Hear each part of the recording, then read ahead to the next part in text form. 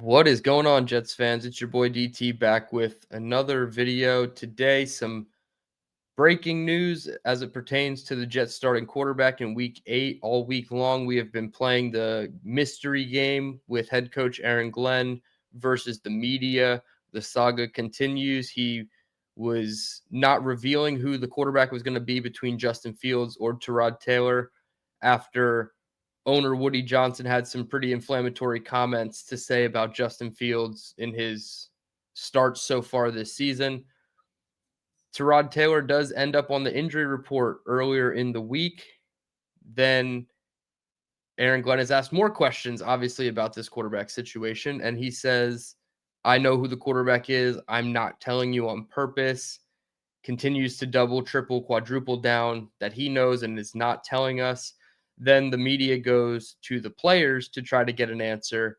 And Tyrod Taylor is asked how he is anticipating being used in this game. And he says he doesn't have any anticipation for it. He's going to prepare as if he's always the starter of the team. So, kind of gave us some breadcrumbs thinking that they knew the answers to who was going to be starting. Then today, there's a report from Brian Costello that I'll pull up on the screen where he says Tyrod Taylor has been ruled out of Sunday's Jets game with a knee injury, according to a source. He is not traveling to Cincinnati. Justin Fields will start at quarterback versus the Bengals. He has a bone bruise in his knee, and he is not going to play this week. So Justin Fields, after everything that has happened, is still the starting quarterback of the New York Jets heading into week 8, which you simply just cannot make up. After this entire week and all the comments that have come out, sure, Woody Johnson didn't specifically say he does not like Justin Fields, and Aaron Glenn made us well aware of that in the press conference, but this is such a bad look overall for the team. And obviously, Taylor being hurt just doesn't help the situation. But I didn't even know if Justin Fields was going to be active for this game, quite honestly, leading up to it, just based on the comments and knowing who his agent is and everything that has gone on. Maybe they just sat him and they made him the emergency third quarterback and they elevated Brady Cook.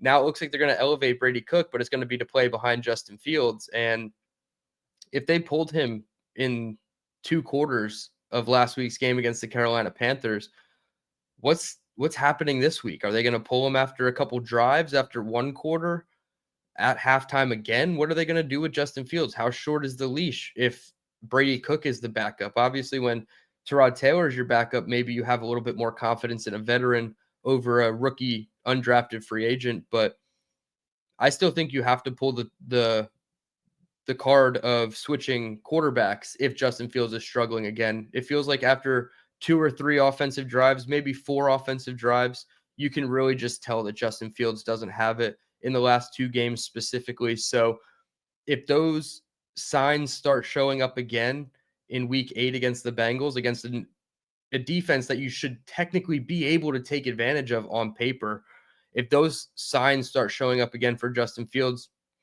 I just go to Brady Cook at this point. What else do you have to lose? Who knows who their emergency third quarterback would be in a situation where Fields is benched or injured and Brady Cook comes in? I don't even want to think about that uh, that dire of a path, but that's kind of where we are with where we're at with this quarterback room. Unfortunately, it's the worst in the league.